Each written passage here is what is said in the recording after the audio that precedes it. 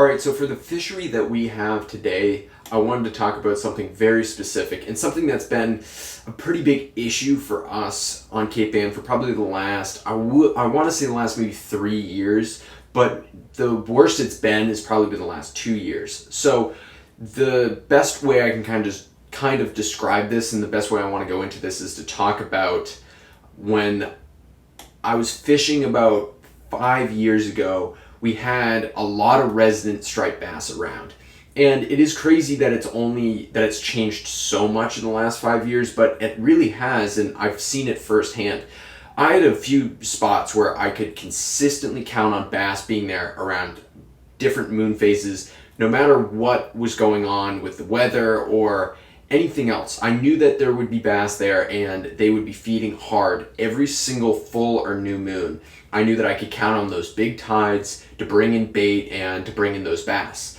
And then every year I seem to catch less and less and less fish, which is unfortunate because every year you learn more and more and you get better and better at fishing. So I feel like I missed out on so many big bass looking back even 5 years ago, where I have tricks and tactics that I would have loved to implement back then and see if I would have had more success than I do now back then.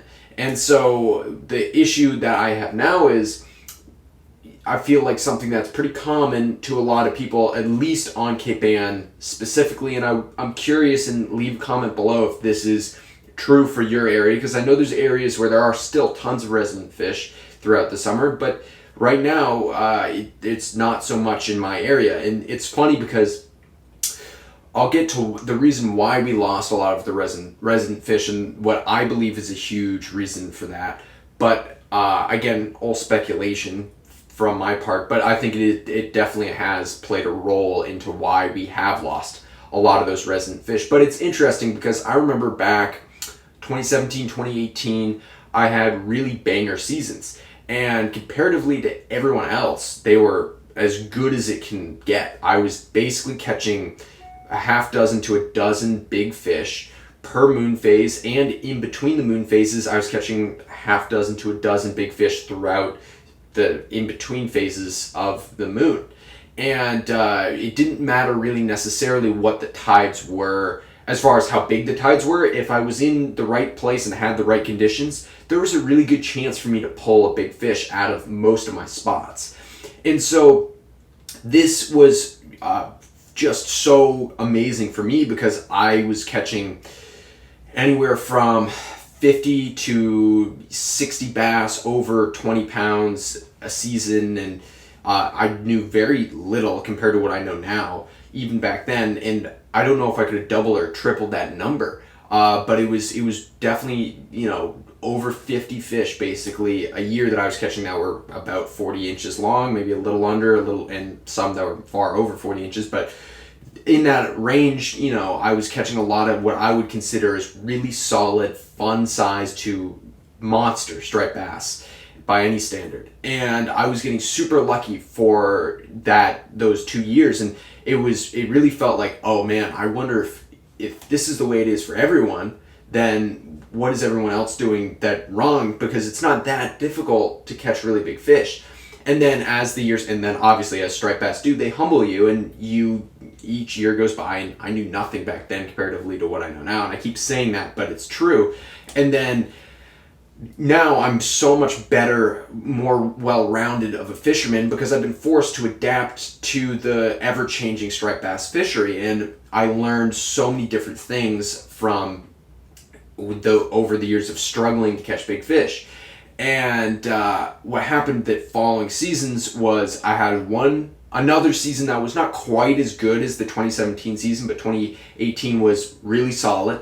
And then 2019 was also really solid. And then 2020 was also really solid. And I was like, they were all roughly about the same numbers of big fish and roughly about the same dates and moon phases I was catching those fish in.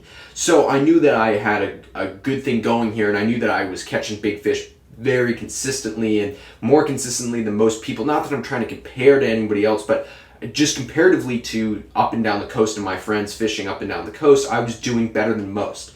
And so this all changed in the 2021 fishing season, where I had probably one of the worst seasons I've had. And there was people in Maine and other places, but mostly Maine that I knew, and who were absolutely catching ridiculous numbers of big fish. And it was funny to me because you'd see this unfolding and you'd see people catching absolutely huge numbers of lots of big fish and thinking that they're the best fishermen in the world. And, you know, I'm sitting here like everybody else is sitting and looking at me being like, hold on. You know, this is something that's been happening for years now, and guys that have been fishing for a long time know this, that the big biomasses of big fish will kind of move up and down and shift where they're going to be at. And so what's happening is there's certain areas that are fishing better than others. And that generally will last about 5 to 10 years, and then that spot will slowly kind of slow down in being super productive, and then another spot might be super productive for 5 to 10 years, and then so on and so forth. And so there's like different, what we call so-called meccas of striped bass fishing throughout that time period, where you had like Montauk being that, and you had the Cape Cod Canal being that, and then you had Block Island at one point being that. And so it's like, not that these places don't all produce really big fish now, but it's less and less than it was back when it was really good. And obviously the fishery's changed a ton since then, but there's places like Maine where you could argue the guys that know what they're doing and where the fish are really wrecking them every moon phase because they know they can fish consistently.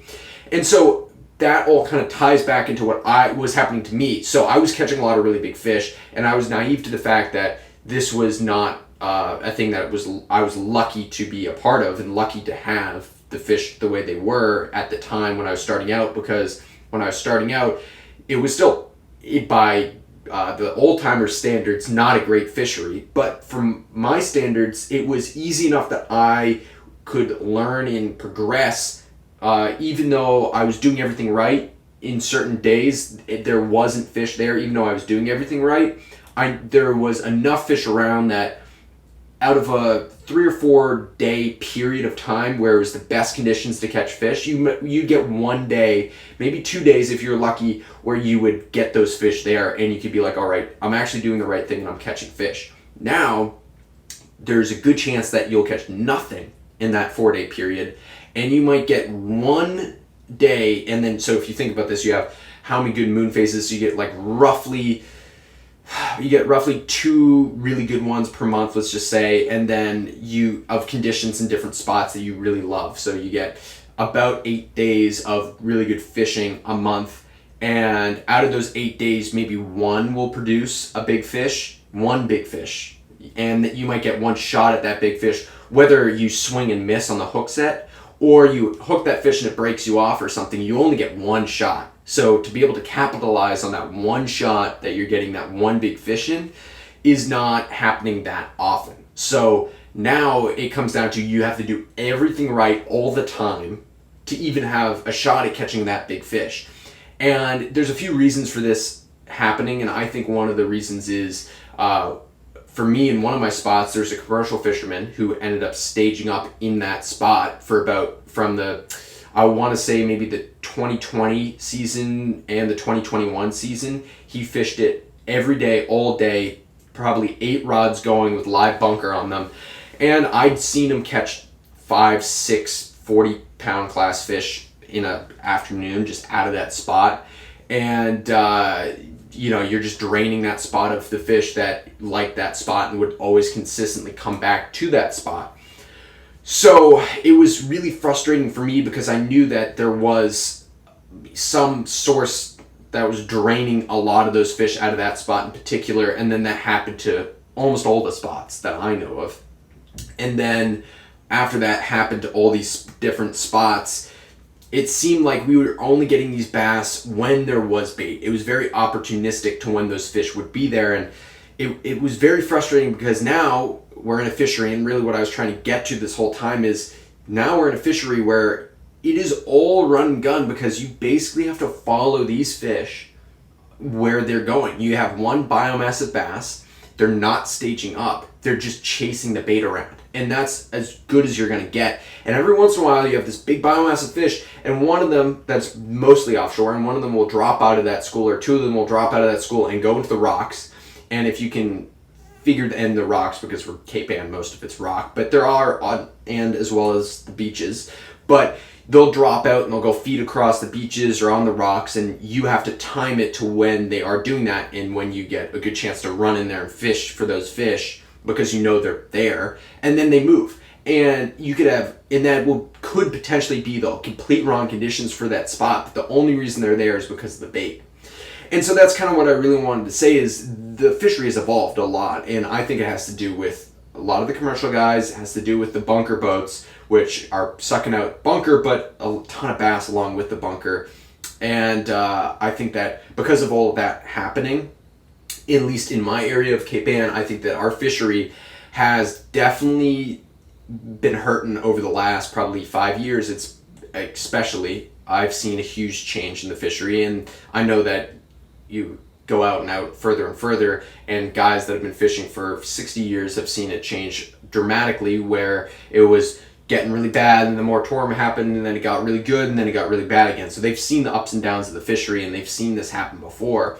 So it is very interesting though how quickly the fishery adapts, and you never know what will happen next year. Maybe those biomasses of fish that were over in Maine will come and hang out with us, but what the overall consensus is, you get a pretty decent spring and you get a good time period throughout the early summer where there are consistent action of fish, but then you have what we call like the summer doldrums around here on Cape Ann. I know that happens everywhere as well, but that summer doldrums time period, when it used to only be a few weeks in August, has now been the last few weeks in July through the entirety of August and into September. We almost have no bass around of any size, and it's very tough because you have that huge month period where the water's warm, those bass are not really close to shore, they're not staging up in their usual spots, and it's making it really difficult to catch big fish. Now, obviously things can change, storms, hurricanes can blow fish in, everything can change. Each year is very different, but this past season, that was something that happened to me,